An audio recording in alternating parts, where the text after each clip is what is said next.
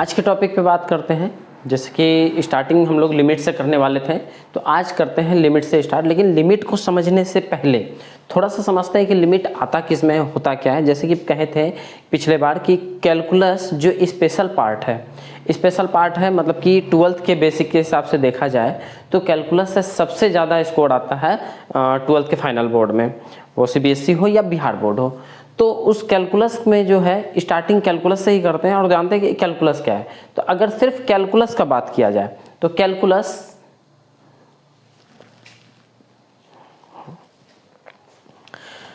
सिर्फ कैलकुलस का बात किया जाए तो कैलकुलस के लिए बात कहेंगे तो कैलकुलस मतलब एक ऐसा पार्ट है मैथ का जिसमें हम लोग बहुत सारा चेंजिंग का समझते हैं। जैसे कैलकुलस का डेफिनेशन में लिखा रहता है, अगर कैलकुलस के लिए बात करें तो कैलकुलस तो कहता है कैलकुलस इज द ब्रांच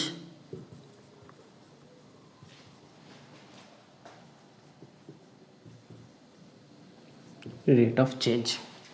चलिए, कहता है कि कैलकुलस क्या है, तो calculus is the branch of mathematics, यानी कैलकुलस एक मैथ का ही हिस्सा है जिसमें हम लोग रेट ऑफ चेंज का बात करते हैं। तो बात आता है कि रेट ऑफ चेंज क्या है। असली पॉइंट यही है। अगर रेट ऑफ चेंज के लिए आप समझ जाते हैं तो कैलकुलस वैसे ही आसान लगने लगेगा कि होता क्या है। जिसमें से कि रेट ऑफ चेंज का मतलब होता है अगर किसी चीज में चेंजिंग होता है तो किसी न किसी वजह से होता है। जैसे मान लिया जाए हम लोग साइकिलिंग करते हैं, साइकिल चला रहे हैं जैसे, तो साइकिल चलाने में हम लोग का फोर्स लगता है, हम लोग को ताकत लगता है। हम लोग जितने स्पीड से पैडल चलाएंगे उसी स्पीड से साइकिल जाएगा।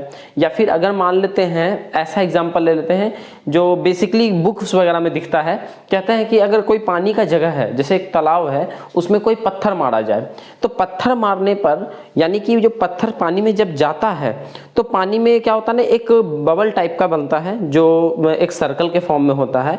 अगर वो सर्कल के फॉर्म में वो इंक्रीज करते चला जाता है, धीरे धीरे धीरे उसका क्या होता है, रेडियस बड़ा होते जाता है, वो सर्कल बड़ा होते जाता है और एक टाइम में खत्म हो जाता है। तो अगर वो चेंज हो रहा है, जैसे सर्कल बना फिर बड़ा बना फिर उससे बड़ा फिर उससे बड़ा, अगर चेंज हो रहा है तो वो किसी न किसी टाइम के साथ चलता है। तो कहते हैं जैसे कि मान लीजिए कोई सर्कल है वो टाइम के साथ इंक्रीज कर रहा है, या फिर कोई चीज है जो टाइम के साथ डिक्रीज कर रहा है, तो उस चीज को बदलने का जो काम कर रहा है वो टाइम कर रहा है, तो टाइम के रिस्पेक्ट में वो चीज चेंज हो रहा है। तो इसी को कहते हैं रेट ऑफ चेंज, यानी कि टाइम के साथ जो बदलते रहे। तो ऐसा सिर्फ टाइम के साथ ही नहीं होता है, किसी भी चीज के साथ। जैसे अगर किसी फंक्शन का बात करेंगे तो फंक्शन क्या होता है, जैसे मान लेते हैं हम लोग लिख देते हैं f(x) = x²। अगर ये क्वेश्चन लिख देंगे टॉपिक में कि भाई x² या फिर x+2 कर देते हैं, इसको सिंपल सा फंक्शन ले लेते हैं कि f(x) = x+2। तो अगर ये f(x) = x+2 दिया हुआ है तो यहाँ पे f(x) के जगह पे हम लोग इसको y डिनोट कहेंगे और y = कहेंगे x+2। अब रहा बात कि y क्यों कहेंगे इसको, या फिर y को fx क्यों कहेंगे या fx को y क्यों कहेंगे। तो हम लोग समझते हैं इस बात के लिए कि अगर कोई ग्राफ होता है, इस लाइन को हम लोग x एक्सिस कहते हैं, इस लाइन को हम लोग y एक्सिस कहते हैं। तो इस पार्ट में, यानी कि यहां से जो लाइन गया हुआ है, ये लाइन टोटल क्या देगा हम लोगों को, x का वैल्यू का बात करेगा, और ये टोटल लाइन जो होगा मेरा y का वैल्यू को बात करेगा।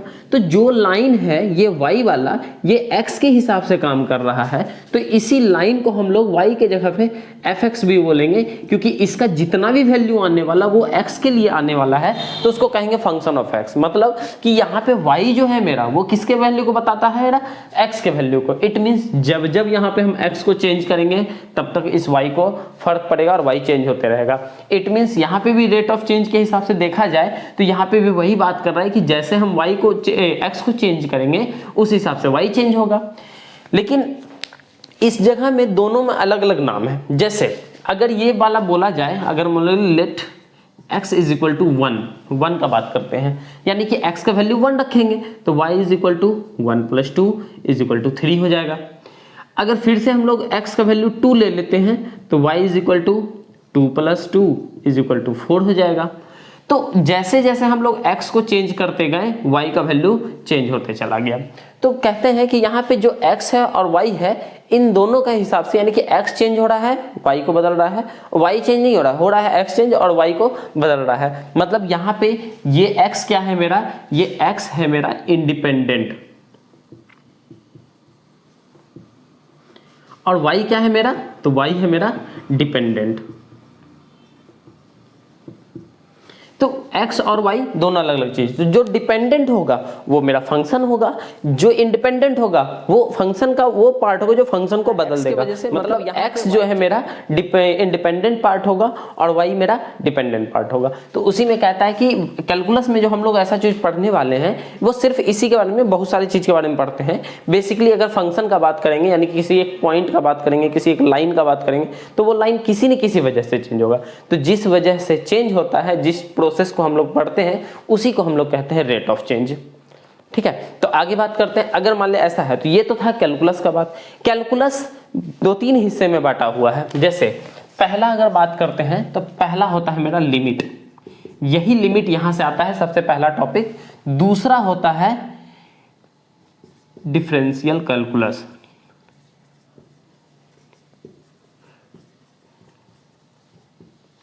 तीसरा होता है मेरा इंटीग्रल कैलकुलस। ये 3 पार्ट का हिस्सा है, यानी कि एक लिमिट है, दूसरा डिफरेंशियल कैलकुलस, तीसरा इंटीग्रल कैलकुलस। लिमिट अभी हम लोग स्टार्ट कर लेते हैं। डिफरेंशियल कैलकुलस आपके 11th का ही पार्ट है। विदाउट डिफरेंशियल कैलकुलस का हम लोग इंटीग्रल नहीं पढ़ सकते हैं। और ये टॉपिक जो है मेरा ये 12th का पार्ट है।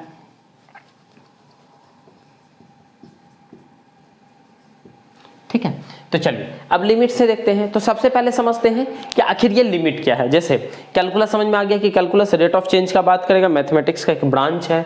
तो लिमिट क्या है? तो लिमिट को अगर नॉर्मल वे में समझा जाए तो लिमिट कहते हैं कि किसी भी चीज का हद क्या है। जैसे मान लिया जाए कोई इंसान अगर अपना घर बनाता है, तो घर बनाएगा तो अपना एक बाउंड्री बनाएगा, मतलब उसका वो वहां तक का हद है, वो उसके बाहर नहीं जा सकता है। तो ये सिर्फ नेचुरल लाइफ में नहीं देखा जा सकता है। अगर मैथमेटिकल बात करेंगे तो हर नंबर का भी अपना एक हद होता है। तो लिमिट को समझने से पहले हम लोग बेसिक समझते हैं कि लिमिट का स्टार्टिंग पार्ट क्या है, लिमिट आया कैसे है। तो जैसे लिमिट स्टार्ट होता है तो सबसे पहले हम लोग समझते हैं मैथ में स्टार्टिंग पॉइंट क्या है मेरा, नंबर। मतलब नंबर भी होगा तो उसका कुछ ना कुछ लिमिट होगा। तो नंबर का लिमिट क्या है? तो पहले नंबर समझते हैं। जब हम लोग नंबर का बात करते हैं, तो नंबर 2 टाइप्स का होता है। पहला कांस्टेंट नंबर, दूसरा वेरिएबल नंबर। 10th में हम लोग इससे पहले पढ़ चुके हैं रियल नंबर और इमेजिनरी नंबर। तो रियल नंबर और इमेजिनरी नंबर उस नंबर का जो है वो टाइप है कि 2 टाइप में आ रहा है। लेकिन यहाँ पे नंबर का सिर्फ बात करें, नंबर होता कैसा कैसा है, ये भी एक तरह का टाइप का ही बात समझेंगे। तो नंबर जो होता है 2 टाइप में होता है। पहला होता है कांस्टेंट और दूसरा होता है वेरिएबल। अब कांस्टेंट क्या है और वेरिएबल क्या है? तो अगर हम लोग कांस्टेंट समझे तो कांस्टेंट बेसिकली सब लोग जानते होंगे कि कांस्टेंट क्या है। तो जब आप 11th में आ गए तो इतना तो पता ही होगा कांस्टेंट किसको कहते हैं, जो चीज कभी नहीं बदलता है, जो फिक्स वैल्यू का बात करता है वो कांस्टेंट कहलाता है। लेकिन अगर इसे एज ए डेफिनेशन बात करेंगे तो कांस्टेंट को हम लोग क्या लिखेंगे, तो कांस्टेंट।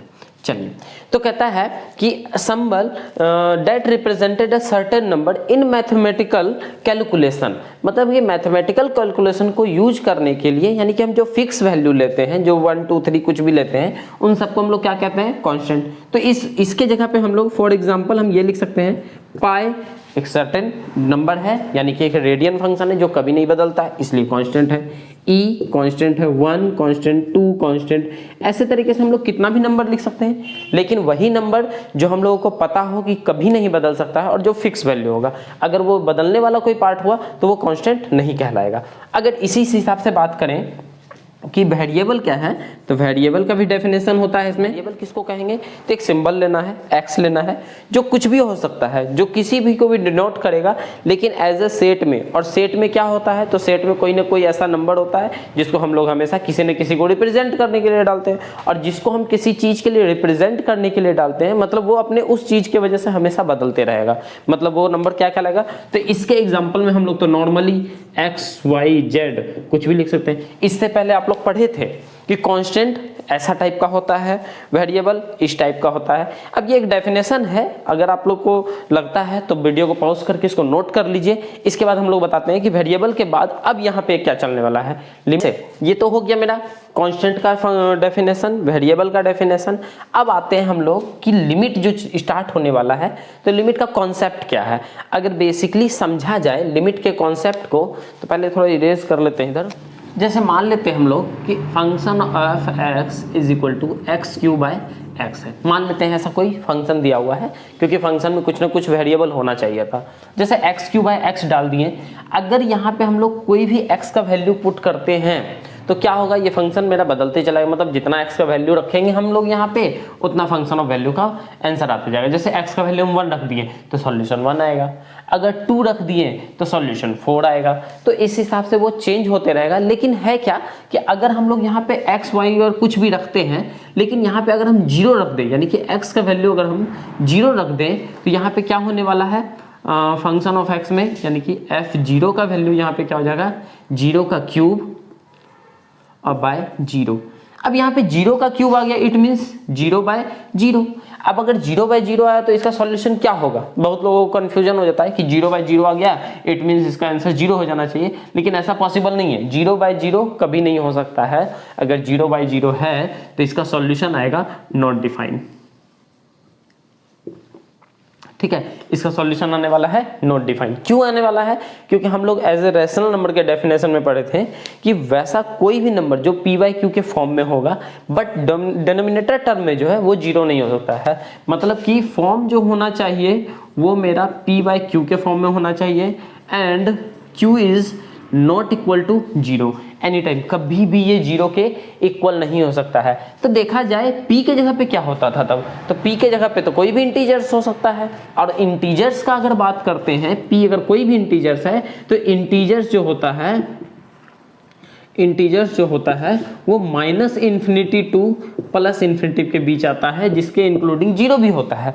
तो जब वहाँ 0 भी है तो यहाँ तो 0 हो सकता है, इसको कोई फर्क नहीं पड़ेगा। लेकिन नीचे जो पॉसिबल नहीं है, क्योंकि नीचे जो कह दिया है साफ साफ कि 0 के इक्वल नहीं हो सकता है, जिस वजह से अगर नीचे 0 है ऊपर भी 0 है तो ये 0 नहीं हो सकता है। ये जब भी होगा तो नॉट डिफाइन होगा, यानी ऊपर कुछ भी रहे अगर नीचे 0 है तो वो नॉट डिफाइन होगा। नॉट डिफाइन को हम लोग एज ए इन्फिनेटिव इस साइन से लिखते हैं। ये तो आप लोग 10th में भी देखे होंगे।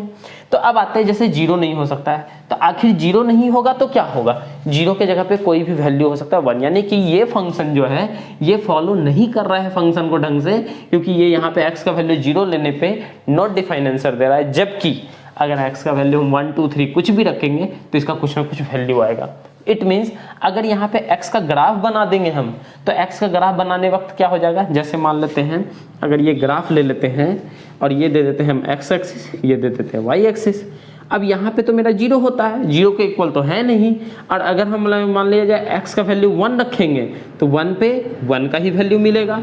अगर x का वैल्यू हम 2 रखते हैं तो 2 पे यहाँ पे मेरा 4 का वैल्यू मिलेगा, यानी कि वैल्यू मेरा कुछ इस डिजाइन से ग्राफ क्रॉस करने वाला है।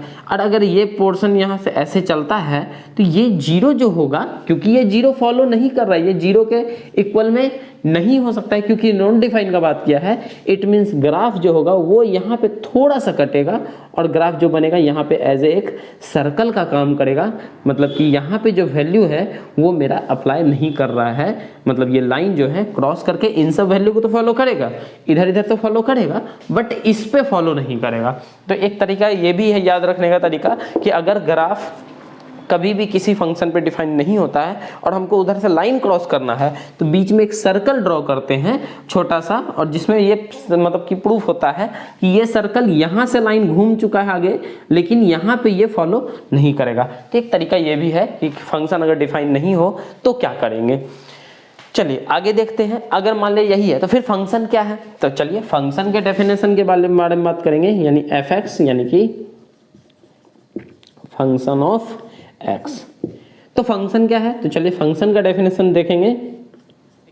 फंक्शन अगर मान लीजिए जैसे अभी हम लोग लिखे तो क्वेश्चन ऊपर में कि f(x) is equal to x + 2, तो x प्लस 2 जिसमें लिखे थे y is equal to x plus 2, ये भी पॉइंट लिखे थे हम लोग। तो ये पॉइंट में देखे थे कि ये y मेरा क्या था, डिपेंडेंट था, x मेरा क्या था, इंडिपेंडेंट था। तो इसी x को हम लोग इंडिपेंडेंट पार्ट को बोलते हैं बेस वेरिएबल। क्या बोलते हैं, बेस वेरिएबल। और इस y वाले को बोलेंगे सिर्फ वेरिएबल, क्योंकि y क्या है मेरा, डिपेंडेंट है, मतलब जैसे जैसे ये x चेंज होगा वैसे वैसे मेरा क्या y चेंज होगा। तो y तो मेरा वेरिएबल है ही, क्योंकि ये भी चेंज हो रहा है, x भी वेरिएबल है बट ये भी चेंज हो रहा है, लेकिन ये y चेंज हो रहा है इस x के कारण, इसलिए इस x को कहेंगे बेस वेरिएबल और इसको कहेंगे वेरिएबल। तो फंक्शन का डेफिनेशन में लिखता है फंक्शन इज द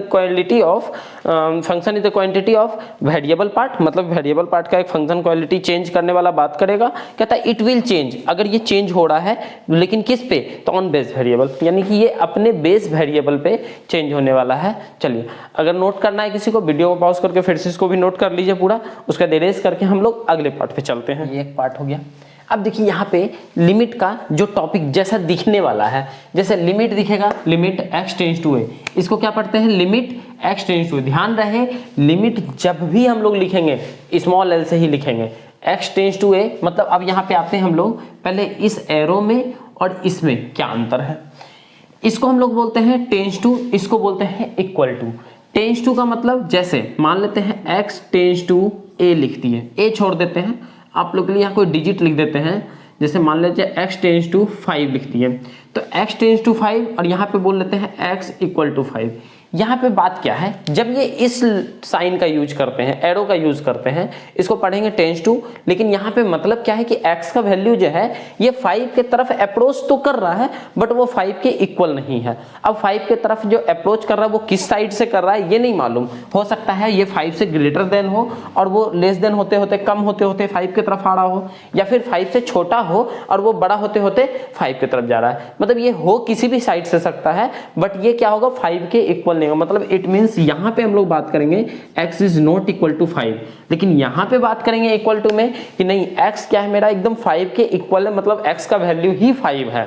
लेकिन यहाँ पे क्या है, x का वैल्यू 5 को छोड़ के 5 के नजदीक, यानी कि उसका अप्रोचिंग पार्ट जितना भी होगा वो सारा का सारा हो सकता है, इसलिए यहाँ लिखते हैं। जब भी यहाँ पे लिखेंगे तो यहाँ लिखा हुआ है as you approach along the x axis, मतलब x एक्सिस के अप्रोच में जितना भी वैल्यू होगा।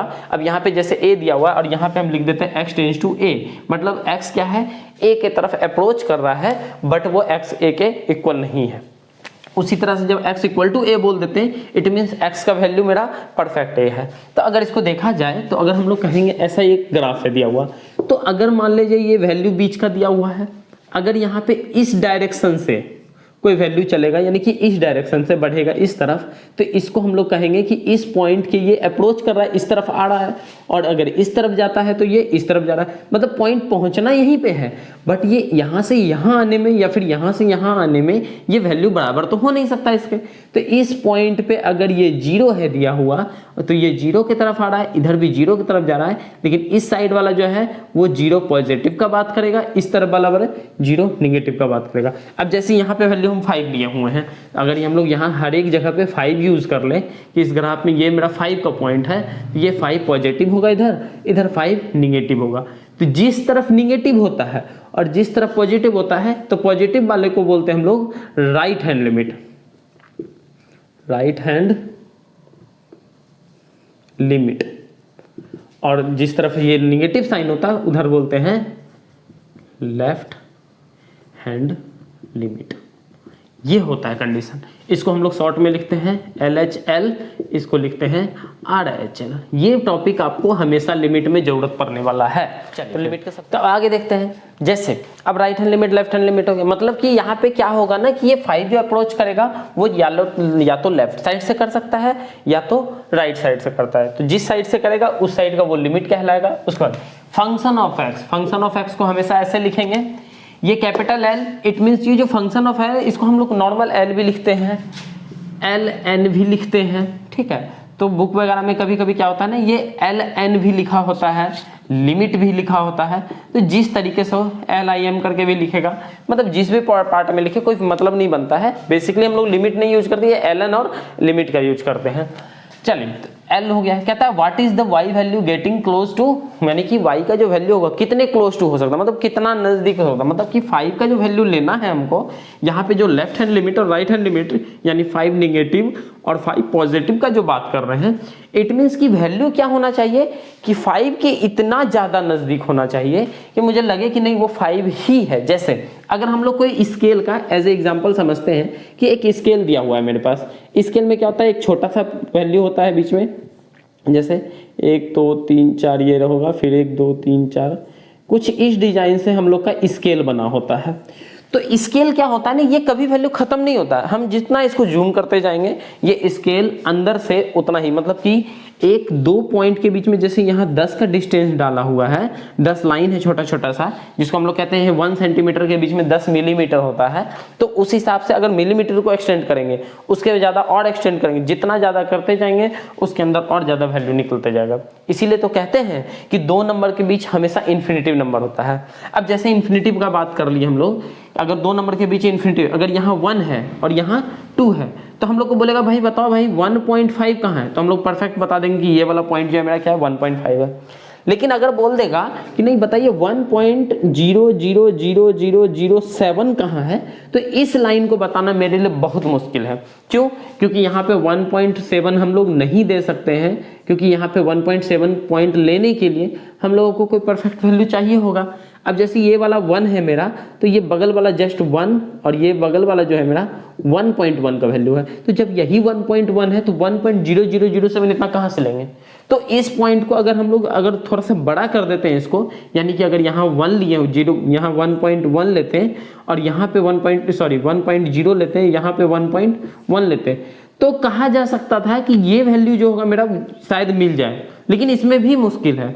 तो ये इतना ज़्यादा नज़दीक है 1 के कि हम लोग इसको एज ए 1 भी कह सकते हैं। तो जिस वैल्यू में कोई इतना छोटा सा माइनर पॉइंट चेंज करने से वैल्यू को कोई फर्क नहीं पड़े, उसी को कहते हैं हम लोग निगेटिव पार्ट, उसी को कहेंगे हम लोग पॉजिटिव। मतलब कि लेफ्ट साइड से अगर वो चेंज हो रहा है तो निगेटिव पार्ट है, अगर प्लस साइड से हो रहा है तो पॉजिटिव पार्ट है। अब यहाँ पे आता है, जैसे अगर लिमिट लिख देते हैं हम लोग, लिमिट x टेंस टू 1 और यहाँ दे देते हैं x² - 1 बाय x - 1।